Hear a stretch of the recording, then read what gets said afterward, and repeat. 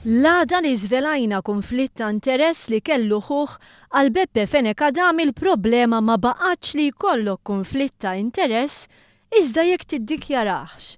Beppe Fenek Adami għal dan meta mistoqsi minn One News dwar każ fejn ħuħ meta kien sindku ta' Birkirkara irrakkomanda kuntratt ta' 70,000 euro lill-kumpanija li fija kellha sem is-sieħba tiegħu. Ma taħsibx li ħuk Michael Fenek Adami li kien sindku ta' Birkirkara kellu konflitt ta' interess meta ta' kuntratt lis-sieħba tiegħu?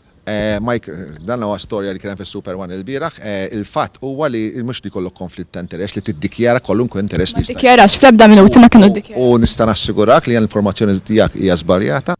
Il-minuti ta' Ottubru 2009 u li One News għandu kopja tagħhom imkien ma juru li Fenek Adami ddikjara l-konflitt ta' interess. Quddiem il-membri l-oħra tal-Kunsill u flaqa uffiċjali, Michael Fenek Adami żgur li m'għamilx dan. Iżda Beppe Fenek Adami baqa' jargumenta mod ieħor.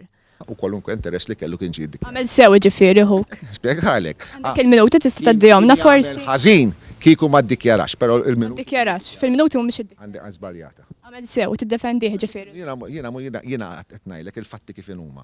Inti qatt għamel so illi kellu konflitt ta' interess u jiena ir-risposta tiegħi huwa li l-interess li kellu kien ġid dikjarat u allura ma sar xejn. Għamel sew ħuk. Qed nispjegalek. Ma kinux iddikjarati fl-ebda minuti. Iva, għamel so li ddikjara l-interess li kellu. Defendih bħala viċi kap lil ħuk. Jiena niddefendi dak li huwa sewwa. Fuq kollox mhux talli Michael Fenek Adami ma ddikjarax il-konflitt ta' interess tali fil-Kunsill Lokali kienu li rrakkomanda li din l-offerta tingħata lil Urban Homes. Skontu dan għax il-prezz kien wieħed vantaġġuż. L-offerta ta' Urban Homes kienet differenti minn dak li kien hemm talba liha fis-sejħa l-offerti. Iżda fil-laqgħa tal-Kunsill Lokali Fenek Adami kien irrakkomanda li tintuża parti minnha. F'dan il-kuntratt din il-kumpanija tħallset 70,000 euro fi ftit inqas minn 3 snin.